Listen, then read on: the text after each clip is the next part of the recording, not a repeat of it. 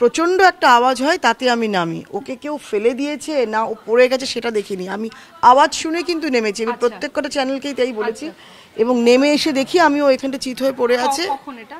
রাত্রি 1টা সোয়া 1টা নাগাদ, পরশু।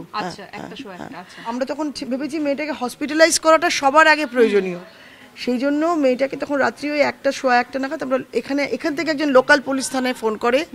লোকাল পুলিশ যাদবপুর পুলিশ স্টেশনে, তখন যাদবপুর পুলিশ স্টেশন থেকে একজন মহিলা পুলিশ কর্মী আসেন এবং 2জন পুলিশ আধিকারিক আসেন। তাদের তৎপরতায়, তাদের সহযোগিতায় ওকে নিয়ে যাওয়া হয় বাঙুরে। এবার বাঙুরে রাত্রি 1টা থেকে প্রায় সকাল 7:30 অবধি আমরা ওখানে থাকি, আমি, আমার হাজবেন্ড এবং আরো 2জন এখান থেকে যাই। তখন ওর বাবা কোথায় ছিল? তখন ওর বাবাকে তো পুলিশ অ্যারেস্ট করে নিয়ে গেছে। তখন আমি ওখানেই কমপ্লেনটা করি যে আমি এই বাড়িতে 96/3 আনন্দপল্লিতে থাকি, এই একই প্রেমিসেসে মেয়েটি থাকে।